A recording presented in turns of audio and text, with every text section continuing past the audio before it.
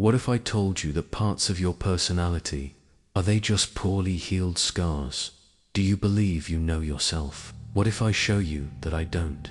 Maybe you think being cold is just your way, or that your constant fear is just part of your essence. But what if these automatic responses, these emotions that overwhelm you, are just defense mechanisms created by a mind that has been wounded and had to learn to survive? From a young age, we create internal stories. Some protect us, others deceive us. The mind, in a desperate attempt to keep us emotionally alive, builds invisible walls. And the deeper the trauma, the thicker the mask becomes. Many people live believing that they are like this: anxious, controlling, distant, angry, insensitive, but maybe only be frozen in the time when everything started to hurt. The mind does not forget, she just archives. In silence, in shadows. How many times have you acted in a way that you didn't even recognize? How many times have you felt something you couldn't explain, as if a hidden force was behind your decisions? Perhaps what we call personality is nothing more than a battlefield where old scars still bleed without you noticing. Imagine that every fear you feel today is a distant echo of a pain you never resolved. That each person you repel is a reflection of someone who hurt you back there. That their most solid beliefs are actually responses shaped by moments of humiliation, rejection, or abandonment. The mind, when traumatized, develops silent strategies to survive. It creates emotional distortions, internal anesthesia, escape behaviors that, over time, become so automatic you start to be confused with who you are. But what if are you none of that? What if your coldness is just a shield? If your distrust is just a reflection of the betrayal you lived and forgot? What if your fear of giving in is just the result of a loss that your mind never knew how to handle? The human mind is ingenious and cruel. It can turn pain into silence, trauma in behavior, and suffering in identity. And when the pain is unbearable, she recalculates, reprograms, disconnects. Have you ever felt ashamed to feel? Have you ever blamed yourself for not being able to trust? Have you ever had the feeling of always defending yourself, even without attack? Maybe that's not weakness. Maybe it's a defense. And maybe that doesn't even be you. Most people have no idea when they started to get lost. There is no clear landmark, a flag stuck in the ground of the mind saying this is where everything fell apart. Sometimes they are small gestures, a look of contempt, a constant absence, a phrase you heard in childhood and never forgot. You don't consciously remember, but your mind remembers, and it leads you every day. She creates versions of herself. He versions his identity as a system that tries to avoid an emotional breakdown. And the more you believe that that's just the way it is, the deeper the chasm between who you are and who you could be. It's not about drama. It's not about victimhood. It's about recognizing that a lot of what you call me, it may just be a conditioned reflex, an adaptation of your psyche to a world that, at some point, hurt you. We are not talking about memories. We are talking about hidden codes, from wounds with no visible scar, of pains that became behaviors. Don't you find it strange that some of your reactions arise before you even understand why? Sudden anger, emotional withdrawal, the desire to run away from something good, that subtle sabotage that you don't even notice, but repeat as an internal ritual. What if the you that wakes up every day, is it really just armor? What if behind this behavioral structure is a fragment of you, frozen in a moment that your mind tried to erase? Is there anything more dangerous than a pain that you don't feel, but that controls your choices?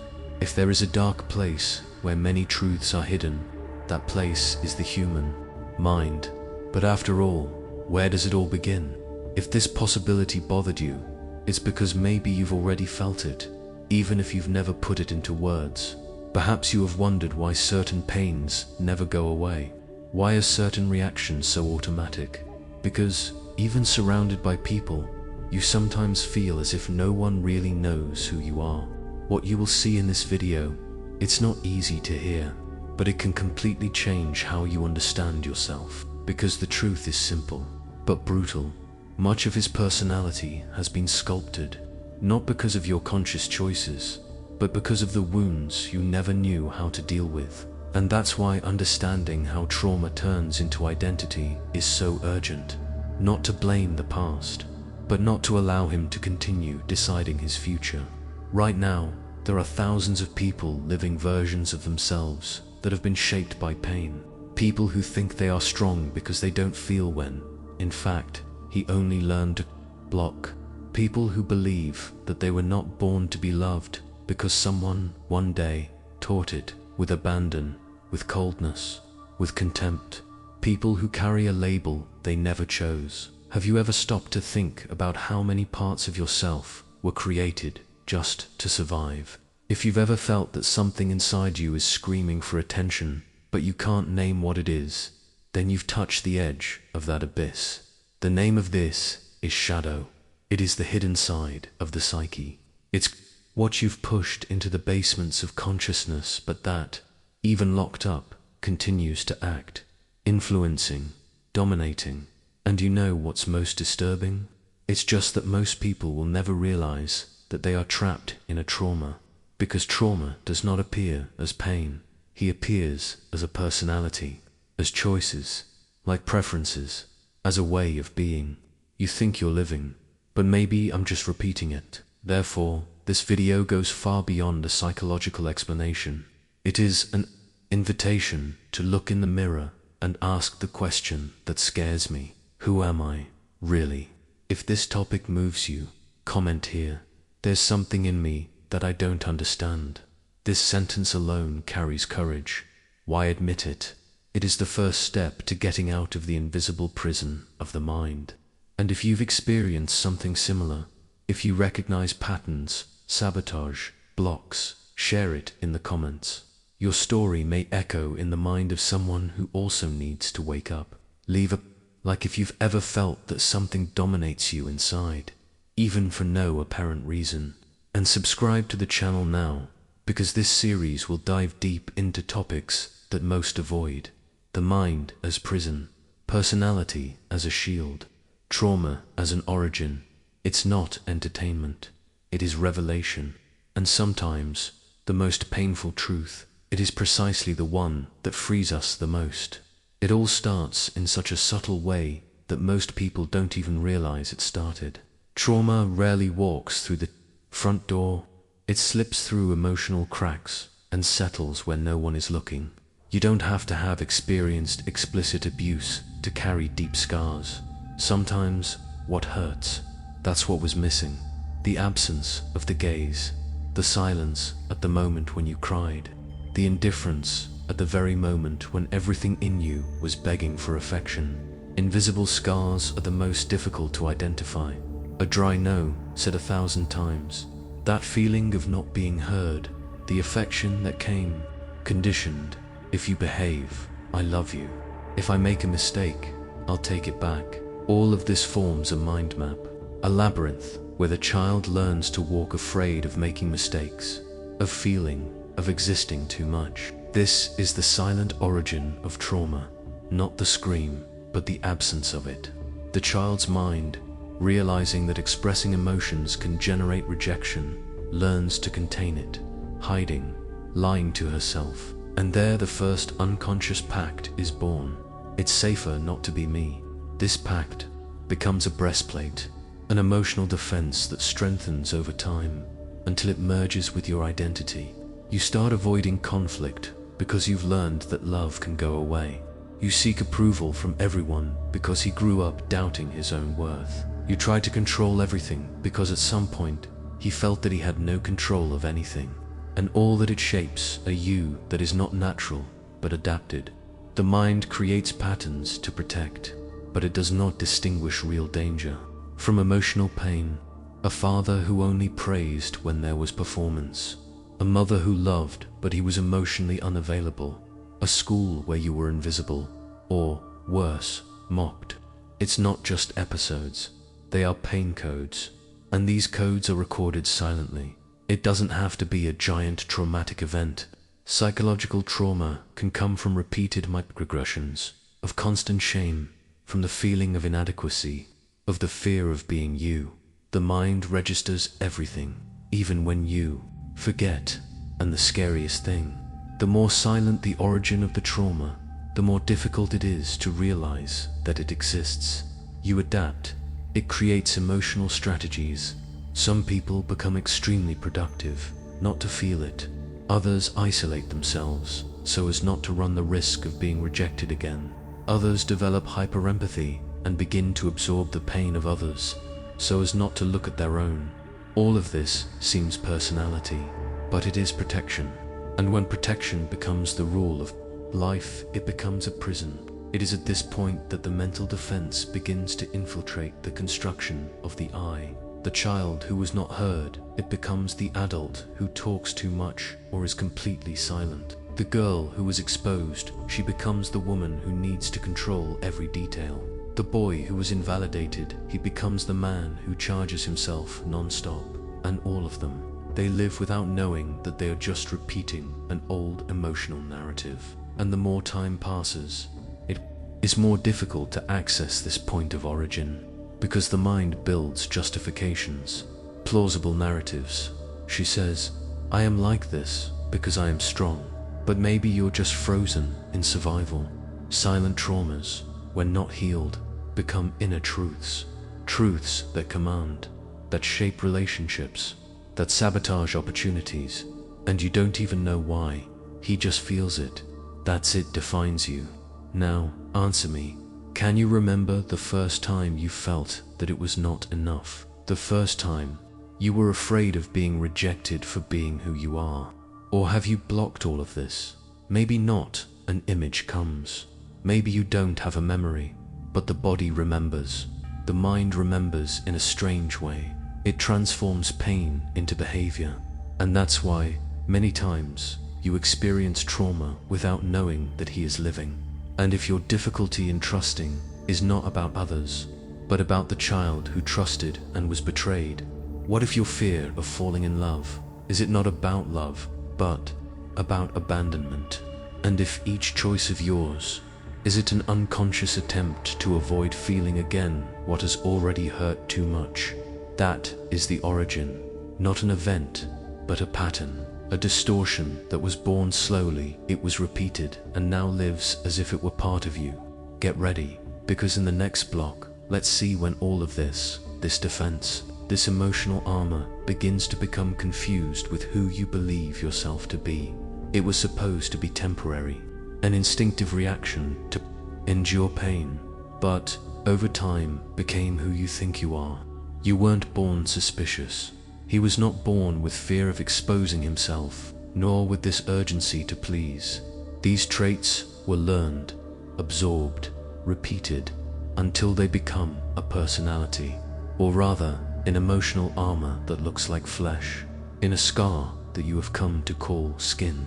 The mind, in its desperate attempt to protect you, creates codes.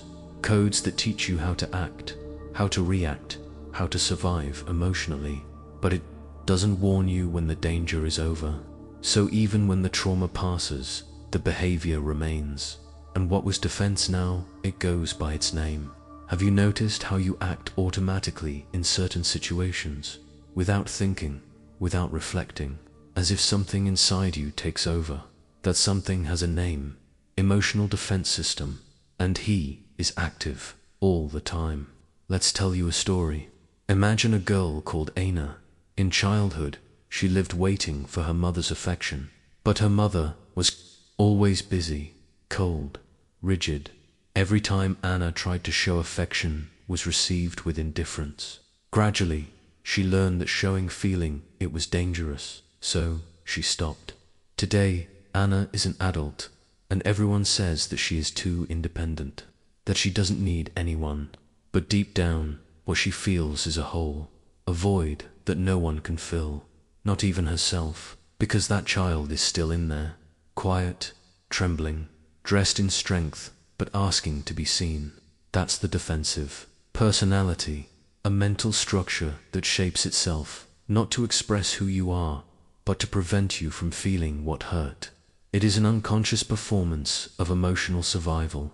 You can be the most sociable in the room and still be hiding. It may be the funniest and be using humor as a shield. It may be the most closed and just trying not to bleed inside. These defenses are sophisticated. The mind is an engineer of behaviors, and she masks so well that even you forget you're faking it. But there are signs, sensations that betray you, like that discomfort when someone gets too close, that urgency to please followed by exhaustion, the panic you call anxiety, the chronic dissatisfaction that you disguise as ambition. Somewhere inside you, there is a version that could never be, because the one that exists today, it was shaped to protect itself, not to live. And do you know what the danger of this is? It's just that this defensive personality begins to make choices. It decides with who you relate to, what opportunities do you accept or decline, what risks do you avoid, and, above all, what pains you run away from, even if you run away from your own happiness. Have you ever thought about how many opportunities you missed because you believed it was too inappropriate? How many relationships did he sabotage? Why couldn't I trust it, even if I wanted to? How many times has he been silent, thinking that I would not be understood? Maybe you're living an adapted version of yourself, a character that was gradually formed always based on what hurt you, and you call it my personality. But this personality, does it protect you or imprison you? Coldness, for example, it may just be fear of feeling, emotional detachment. It can be panic of getting attached and being left again. Perfectionism, a mechanism to avoid the criticism that once destroyed you. The constant irony, just a way to hide the vulnerability. Everything that looks like identity, it may just be strategy. And everything that seems yours, it may just be a repetition of the pain. And the more time passes, it is more difficult to separate the real you from the defensive you, because this structure strengthens over repetical. With time, you forget who you were before the pain. Or worse, he didn't even find out. But there is an important detail. Every defensive personality has cracks, cracks through which his essence still escapes. Small gestures, emotions that spring out of nowhere, desires that you can't explain. It is your true self trying to emerge. Do you feel that? This discomfort with one's own way of existing, as if something inside you said, "That's not all I am." Comment here, I'm relearning who I am, because recognizing this armor is the first step to letting it go. And if you've ever had the feeling that you're playing a role in your own life, you're not alone. In the next block, we'll explore how these traits begin to repeat, how unconscious patterns take over and turn your life into an emotional cycle that you can't get out of. Get ready, because the mind, he loves to repeat what he already knows. Have you ever wondered why you keep choosing people who look like the one who hurt you? Or why, even knowing what he wants to change, end up returning to the same point? Maybe that's not bad luck, nor destiny, it's repetition. It's the mind trying to solve it today which was poorly resolved back then. Trauma, when it is not recognized, does not disappear. It just changes shape. It hides in new names, new faces, new stories. But the pain remains the same. The human psyche has a mysterious tendency. It seeks familiarity, not happiness.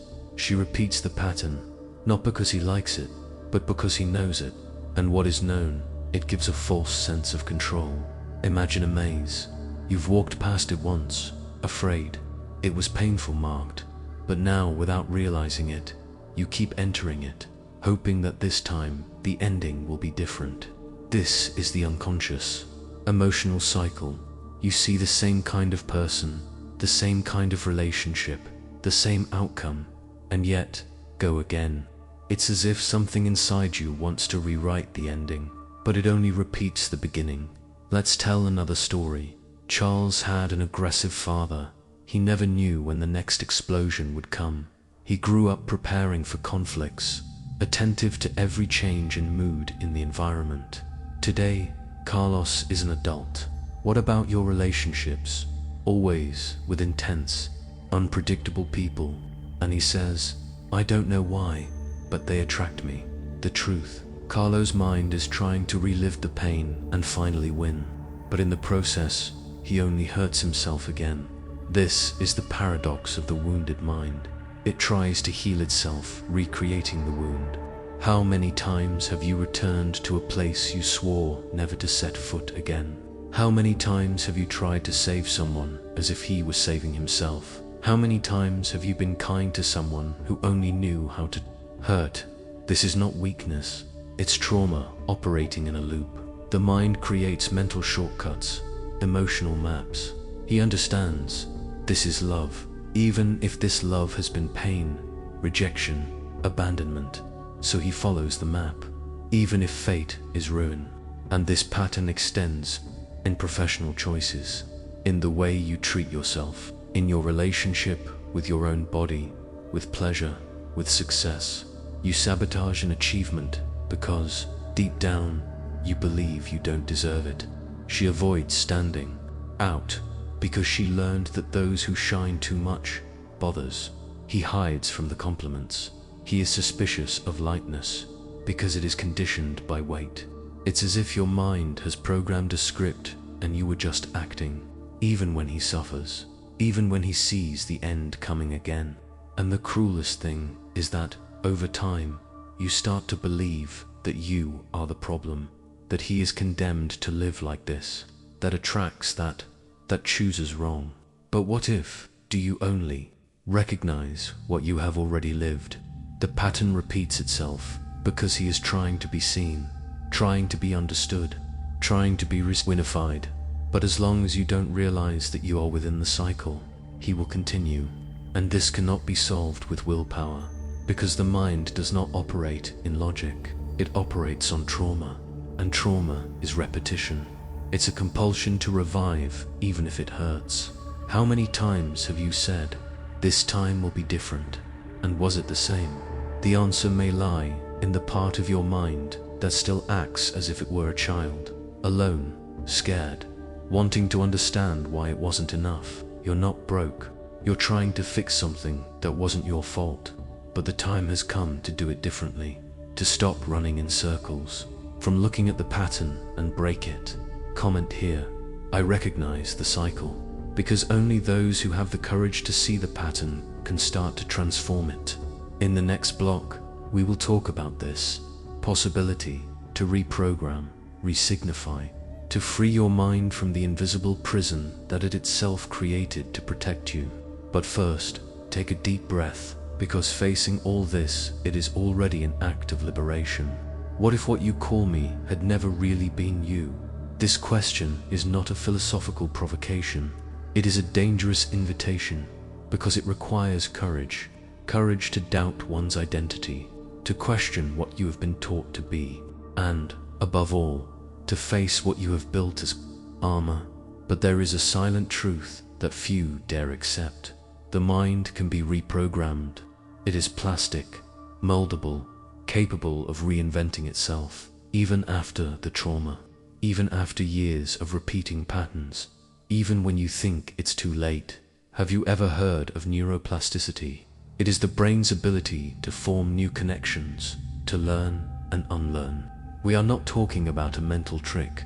We are talking about science, and more than that, freedom. Because if trauma has shaped your identity, then you can also rebuild it. But before that, it is necessary to recognize it. Admit that not all of your behaviors are yours, that part of your choices were made based on fear, that some of your most solid beliefs, they were born of pain, not of truth. And that, I know, scares me, because it hurts to realize that the force you carry is just disguise, that coldness is just a shield, that independence has become a necessity so as not to depend on who can hurt you. But what if you could take that armor off? What if, for the first time, you could see yourself not as the world has shaped you, but as you really are? Resignifying is not erasing the past. It is to give it another meaning. It's looking at the wound and understand what she tried to teach. It is to stop running away from pain and start listening to it. The mind will not forget what marked you, but he can learn to respond in a way differente, with presence and not with reacting, with awareness and not with automatism. You can interrupt the cycle. You can say, "It hurt me, but it doesn't define me." You can rebuild yourself, not as a defense, but as a true expression, and it doesn't happen in a moment. The deconstruction is gradual.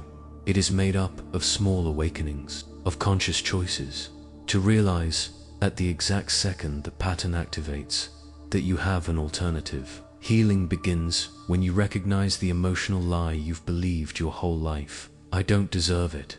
I'm not capable. I always screw it up. Phrases that were planted in your mind by old voices, but now they need to be replaced by your voice. And do you know what the secret is? You don't have to become someone new. You just need to remember who you were before the pain taught you to hide. Under the coldness, it has sensitivity. Under the anger, here is sadness. Underneath the armor, there's someone waiting to exist. And if, today, you feel a silent discomfort when living, it's because something inside you knows it's living less than it. You don't have to keep playing a role. You don't have to follow the expectations of a world that has never really seen you. You can rewrite yourself. You can make your mind a temple, not a prison. But this requires something rare: presence. Be present in the process itself. Observe thoughts. Feel emotions without judgment. Accept the parts you've always hidden. The dark side of the mind is not your enemy. He is a map, a mirror, a portal. And as you go through that portal, you don't get lost. You find yourself. But beware, this is just the entrance. The real journey begins when you decide to no longer run away from yourself. In the following video, we'll explore just that. How to recognize your emotional shadow before it takes over again. Because the I that protected you, it is not the same me that will set you free. If you've made it this far, it is because something inside you has recognized the truth behind every word. Maybe I can't name it. Maybe I can't even explain it. But he did. And feel it is already resisting the numbness of the mind. Most people run away from their own shadow. You don't. You stopped. He dared to look inside. That's it already separates you from unconscious repetition. Now, breathe. Look around, look inside, and wonders, could it be that all this that I call me, is it nothing more than poorly healed responses to wounds that never healed? The answer does not come easy, but it exists, and you're getting closer and closer to finding it. This video was just the beginning, the surface, the whisper of truth behind personality, a video that will further dismantle what you call identity. It will touch points that until now were protected even from yourself. If you felt something watching this content, comments here. The truth touched me, because only those who face the dark mirror of the mind have the courage to say that. If you haven't signed up yet, this is the moment. If this video moved you, the next one will open a door that may never close again. And if you know someone who lives trapped inside themselves, shares. Maybe that person needs to hear what you heard today. The mind tries to hide, but the truth always finds a way to appear. Click now on the video on the side, and he prepares himself for the question that will echo in his thoughts. What if all that you are, is it just a fancy way to hide who you were before the pain?